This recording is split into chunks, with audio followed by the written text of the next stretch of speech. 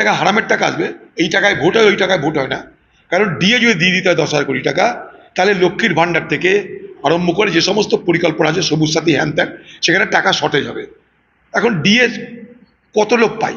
5,000, 10,000, 15,000, 20,000, 1 লাখ, 2 লাখ। কিন্তু লক্ষ্মীর ভাণ্ডার দিলে, পাড়ায় পাড়ায় সমাধানের গল্প করলে তার ভোট ব্যাংকটা বাড়বে এবং অটুট থাকবে। তাই ভোগে যা বকেয়া, আমার ভোট নিয়ে কথা, আমার ভোট নিয়ে কথা, বাকি কিছুতে নেই আমার মাথা ব্যথা। এই হচ্ছে গল্প।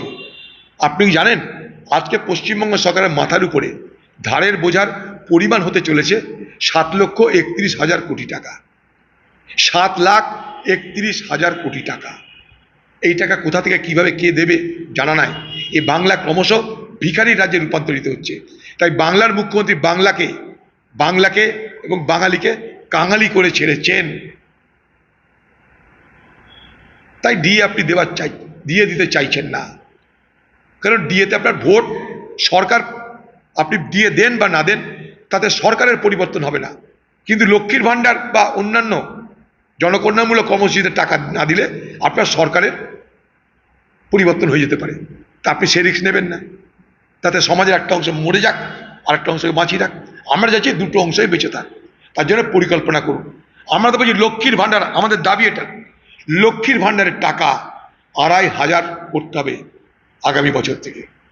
কারণ লক্ষ্মীর ভাণ্ডারের এই 2,500 টাকা মা বোনদের মাইয়া সম্মান যোজনায় ঝাড়খণ্ডে দেওয়া হচ্ছে, 3,000 টাকা তেলেঙ্গানায়, কর্ণাটকে দেওয়া হচ্ছে।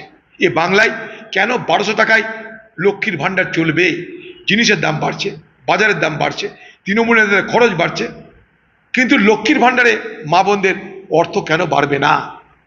যেভাবে বাজারের মূল্য বাড়ছে, এখন লক্ষ্মীর ভাণ্ডার তার যে পরিমাণ, সেটা তার জন্য অপ্রতুল, যথেষ্ট নয়। সেখানে লক্ষ্মীর ভাণ্ডার আমাদের দাবি 2,500 টাকা ইমিডিয়েট করা দরকার। 2,500 টাকা লক্ষ্মীর ভাণ্ডার দিন। কারণ ঝাড়খণ্ডে দিচ্ছে মাইয়া সম্মান যোজনায় মহিলাদেরকে 2,500 টাকা।